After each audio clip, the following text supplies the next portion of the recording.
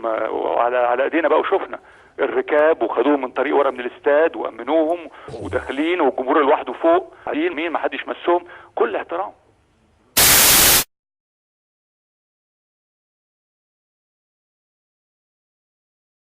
J'espère qu'il y aura des mesures de sécurité hyper performantes parce que bon, ça reste quand même encore fragile. Mais sinon, nous, dans notre approche du match, on va rester concentrés et pas s'éparpiller, concentrés sur notre sujet. Et puis ça ne peut que nous renforcer, nous, sur ce genre d'incident. Donc il va falloir être solidaire et batailler comme on l'a toujours fait depuis cette campagne.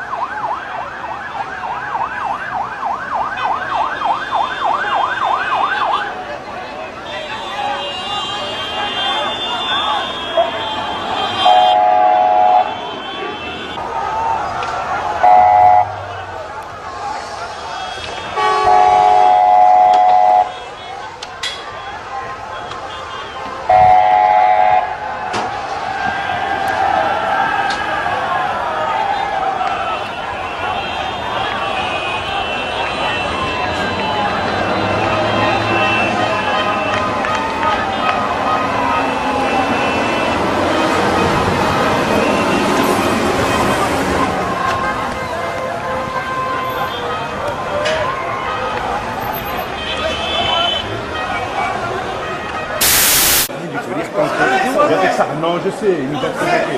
Ils ont réussi. Ils ont réussi à nous provoquer.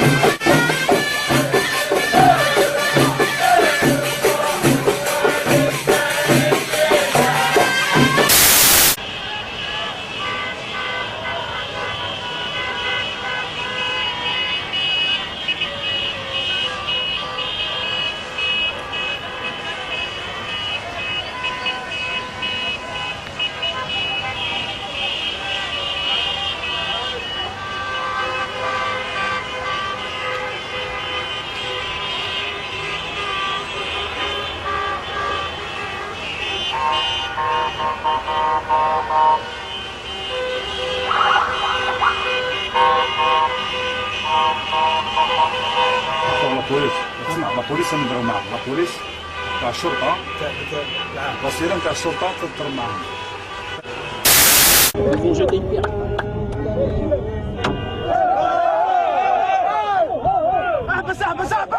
Samedi soir au Caire après match, l'Égypte vient de forcer l'Algérie à un match d'appui et les pierres continuent de fuser sur le bus algérien. Mais au fond, on répond par des chants.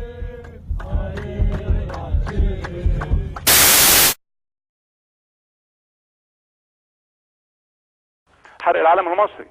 انا النهارده بتيجي تقول لي احرق العلم، حد يحرق العلم الجزائري يقول له ما تحرق، لا عيب، احنا مش كده. الجزائر كبلد كاسم وكعلم ده رمز، ما احرقش العلم الجزائري، انا اسف. ولو حد عندنا حرقه هنا المفروض نعاتبه ونعاقبه، ما تحرقش علم بلد، لا. مظبوط. نختلف ونقول ما تحرقش علم البلد الجزائر، لا ما نعملش احنا كده. حرق العلم المصري وفي فضائيات امبارح، اظن اول امبارح شفناه وحاطينه على الارض وبيعدوا عليه بعربيه.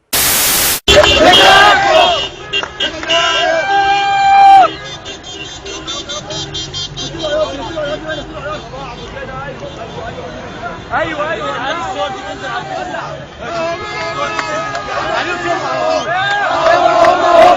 المسؤولين هم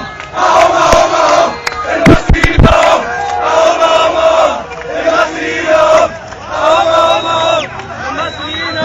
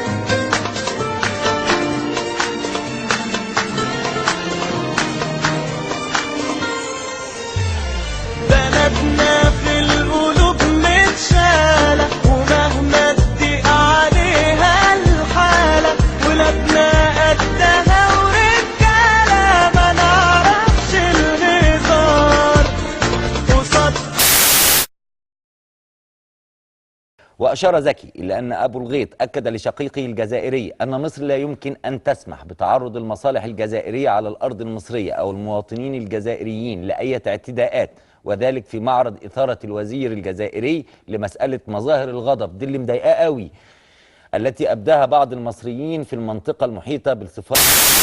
استنى الجزائريين دول على فكرة خسرونا من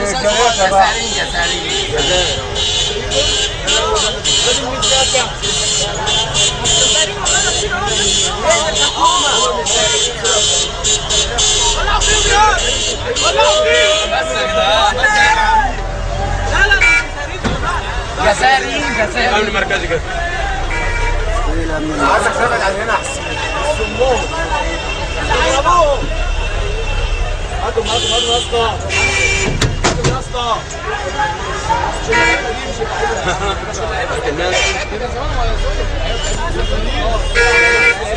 لعيبه ايه واتوبيس ده دول جزائر.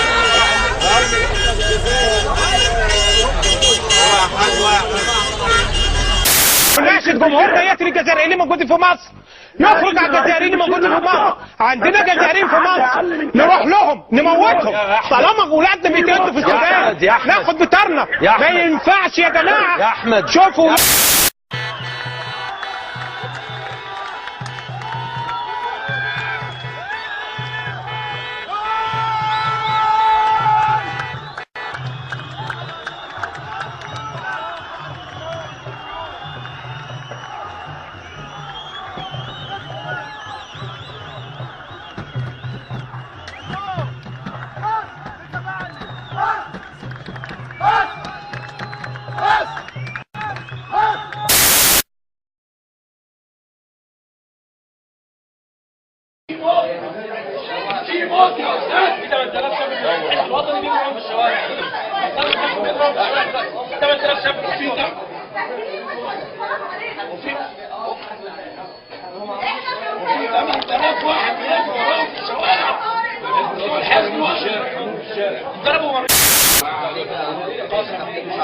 كده الدنيا ولعت في مصر علينا يا جماعه. هو ده كان اهو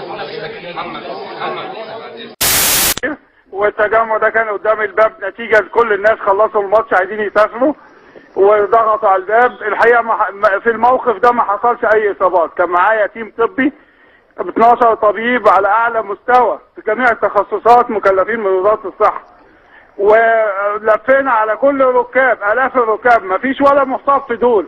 طلعت بالطاقم الطبي خليت 5 في المطار عشان لو حد جه، وطلعنا معايا 7 اطباء رحنا مستشفى الاطباء المكلفين بتوجه الناس فيها ما جالهمش ولا مصاب غير حالات بسيطه نتيجه لكسر الازاز اثناء سير الباصات وهي بتوصل للناس، عباره عن خدوش طفيفه وطلعت في الحال. دلوقتي متوجهين لمستشفى اسماعيل فؤاد ومعايا الاطباء وطاقم الاطباء برضو هنطمن على. دكتور ممدوح هل في اي حاله وفيات عندك؟ مفيش وفيات خالص ولا في موقف كده. انا قابلت الفنان ايهاب توفيق ومعاه شويه فنانات في المطار. حصل لك حاجه؟ قالوا ان انت حصل لك حاجه. راجل زي الفل وبيضحك وبيغنوا وبيهزروا. الستات اللي معاه هم قالوا له اصل احنا سمعنا ان واحده قطعوها، اصل احنا سمعنا. يا جماعه طب حد شاف حاجه؟ لا احنا سمعنا. احنا ما انا ما شفتش غير الفنانين يا غير الجماهير العاديه هل في اي حاله وفيات؟ بقيه الجماهير العاديه السفير قاعد في السفاره ومطلع اطقم ندور على مصابين. مش لا انا مش لاقي مصاب. انا بدور انا معايا عربيه